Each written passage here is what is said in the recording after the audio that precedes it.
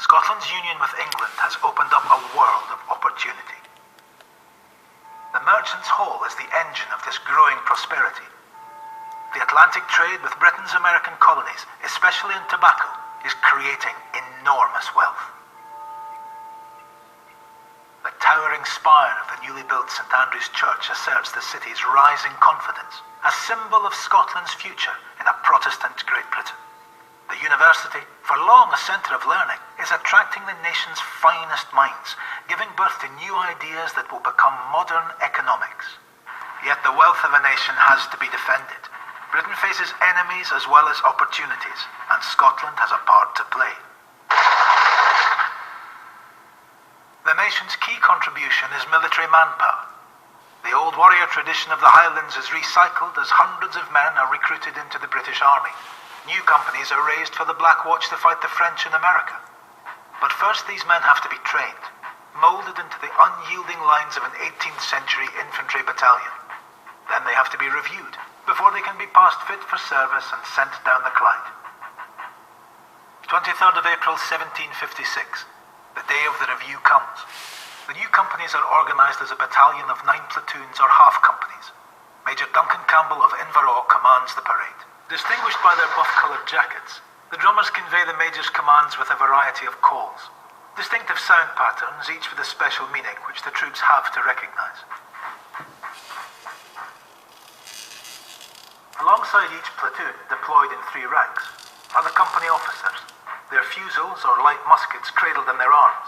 Most are Highland gentlemen and would have assisted in recruiting the new companies.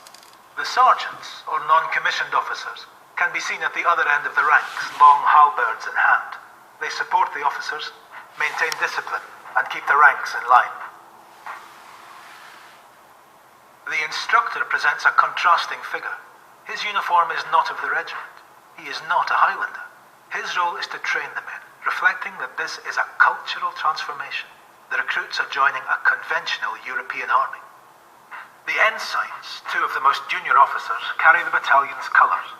One holds aloft the King's colour or Union flag, the other the Colonel's or regimental colour. These symbols embody the battalion, providing a marker in the field and a rallying point for the troops. In the background stands the inspecting officer, Lieutenant Colonel Richmond Webb, whose task is to pass judgment on the performance. He is accompanied by the Colonel of the Black Watch, Lord John Murray. To demonstrate its proficiency, the battalion has to go through a series of complex manoeuvres. However, this is not empty ceremonial. This is how the battalion will be expected to operate on the battlefield, the ultimate purpose to deliver the maximum firepower to the enemy. The battalion is firing by platoons, around 30 men in 3 ranks. Because space is restricted, the battalion is deployed in column, a deep formation with a narrow frontage. The purpose of the drill being practiced is to deliver a cycle of continuous fire. Each platoon comes to the front of the column, fires, then counter-marches to the rear to reload. It then moves through the column until its turn comes round again.